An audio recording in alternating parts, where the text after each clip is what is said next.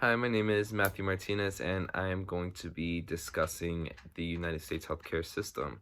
So, healthcare is an essential component of our governing systems, and it's important that we understand the development of the healthcare system that we have today. The United States healthcare system is different from those of countries like Canada and England, who have what's called universal healthcare.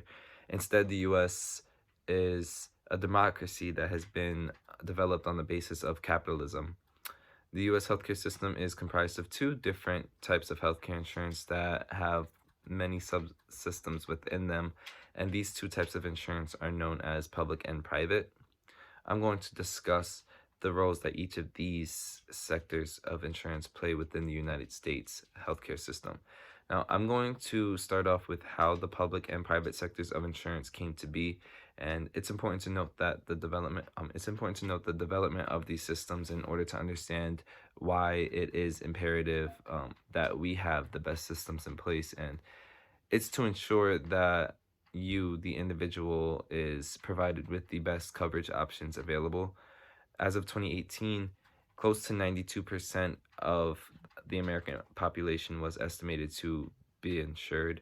And this graphic displays the percentage of population in which Americans were and were not insured by the year 2018.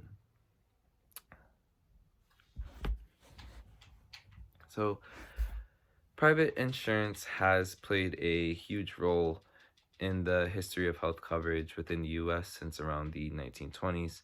This was when employer sponsored insurance was first introduced. After World War II, this insurance became quite popular due to the enforcement of wage controls and fringe benefits to be tax exempt by the government.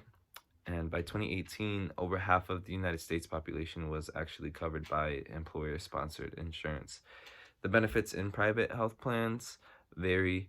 It actually is required that individual marketplace and small group market plans, which are firms that contain 50 or fewer employees, cover 10 categories of what is described as essential health benefits. As far as expenses go, about 34% of the total health expenditures in 2018 went toward private health insurance, and two-thirds of the American population are insured by a type of private insurance. 55% of private insurance in general is employer sponsored, where only 11% of individuals for profit and nonprofit carriers purchase it. Now, the majority of employers within the US contract with private health plans to administer benefits that cover both employees and their dependents. The beauty of this is that most offer different plan options. Of course, both the employer and the employee are responsible for contributing to premiums, which is conducted through taxes. Now, public insurance programs began emerging in 1965 through the development of Medicaid and Medicare, which came to be from the passage of the Social Security Act. The main difference between these two public health programs is that Medicare was established as a universal form of healthcare for persons aged 65 or older, as well as certain younger individuals with disabilities. And Medicaid, on the other hand, was designed to provide health services to low income families, the blind, and individuals with disabilities. Low income pregnant women, infants, and children up to the age of 18 were later added to the list of individuals made mandatory in getting covered for Medicaid. Now, Medicare has a number of coverages for those enrolled within the program. If you are covered by Medicare, that means that you are entitled to hospital inpatient care, which means that hospice and short-term skilled nursing are included within your coverage. Not only that, but physician services, durable medical equipment, and home health services. Short-term post-acute care is also included within that coverage. Although patient prescription drug benefits are limited through the Medicare program, individuals do have the option of purchasing private prescription drug coverage. The downside of this program is that dental and vision health services are not covered as much as the rest of of the health servicing needs that you would have. About 17.9% of Americans are covered through the Medicaid program. It's important to note that Medicaid varies from state to state as it is state administered, which means that eligibility for the program will vary for each state.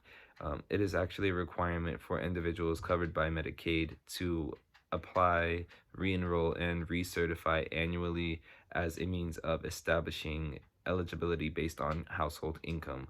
Now, has Medicaid has a long list of coverages for those who need. A few of these services include inpatient, outpatient hospital services, long-term care, laboratory and diagnostic services, family planning, and transportation means. Um, Depending on the state in which you reside, additional benefits may be included with such as physical therapy, dental, and vision services. Now, although outpatient prescription drugs are optional, are an optional benefit under federal law, all 50 states actually provide this type of coverage under Medicaid currently. Now, public health insurance programs are heavily funded through taxes. The cost of healthcare accounted for about 45% of public spending in the year 2017 alone, while federal spending accounted for about 28% of healthcare spending. The government actually plays a huge role in the funding of these healthcare programs. Medicare is financed through federal taxes, and individuals are required to pay a mandatory payroll tax for insurance and individual premiums. Medicaid is heavily tax funded through federal tax revenues, which accounts for about 63% of costs. Through the Affordable Care Act that was passed in 2010, Medicaid was expanded to be fully funded by the federal government up until the year 2017, which was when it began getting incrementally lowered down to 90%. And this is actually a graphic that displays the way that public and private financing is organized within the US healthcare system. There's like a multitude of things that goes into this financing, and I feel that this graph displays that quite well.